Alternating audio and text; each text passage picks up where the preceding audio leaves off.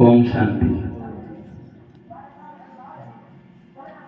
शिव बाबा का ज्ञान ऐसा है, एक बार आप बाबा का ज्ञान समझ लेंगे तो आपको बहुत खुशी होगी। आपको कहीं भी घूमने की जरूरत ही नहीं पड़ेगी, इतनी प्राप्तियां होती हैं। जब कहते हैं ना मंदिर में जाके हम कहते हैं माता पिता तुम मेरे शरण गहूं किसकी, तो भगवान ही हमारे माता पिता हैं, गुरु हैं, सखा हैं, दोस्त हैं। मैंने बचपन से ही रामलीला में काम किया है, 15 साल लगातार राम का पाठ किया है मैंने। रामायण पूजा पाठ बचपन से ही ठाकुर जी की पूजा पाठ करते थे हम।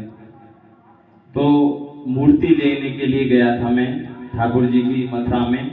वहाँ पर जो मेरा छोटा भाई था वो देवीराम को खो गया, तो मैं उसको बोल रहा था कि कहाँ खो गया, रिक्शे वाले को कि भाई जो मेरा भाई खो गया है। अब वो रो रहा था। सभी ने एक जैसी ड्रेस पहन रखी थी, कुर्ता पाजामा। अब रामलीला में रहते हैं तो एक जैसे ही लग रहे थे सब, पंडितों के लड़का होंगे। तो वो बस स्टैंड पर रो रहा था और मैं मूर्ति ठाकुर जी की ले रहा था। लेने के बाद में तो हमारा ये गांव का एक लड़का था, उसने उसको खोज लिया था, रोता हुआ मिल गया था, वो लेके आए। गांव में आने के बाद डेली पूजा पाठ करते थे, सुबह शाम आरती करना, भजन गाना, ये सब का नियम था हमारा। उसके बावजूद हमने घर में रामायण करवाई थी। उसके 20 दिन बाद ही हमारी जो मम्मी है वो शरीर छोड़ गई थी। उसके बाद में फिर भैंस थी 40-50 हज़ार रुपये की, वो भी खत्म हो गई। इतनी बीमारियां, घर में झगड़ा, सब कुछ होने लगा। कहीं भी मैंने हर जगह गया, पूजा पाठ गायत्री मंत्र सब कुछ किया। अब परमात्मा का ज्ञान ऐसा शिव बाबा का, जिस ज्ञान को प्राप्त होने के बाद में आज तक ना हमको कुछ करने की दरकार नहीं, कुछ नहीं, चारों तरफ खुशियां ही खुशियां, आनंद ही आनंद। अब तो ऐसा लगता है हर समय ही हम उस परमात्मा की, ऐसा लगता है वो हमारे साथ ही चल रहा है। कोई काम होता है जो नहीं होता है, ऐसा लगता है कोई कर रहा है सुते ही। हम तो खाली एक कदम रखते हैं, 100 कदम बाबा हमारे पीछे रख देता है, मालूम भी नहीं पड़ता कब काम हो जाता है। तो ऐसा ही मैंने अनुभव हुआ।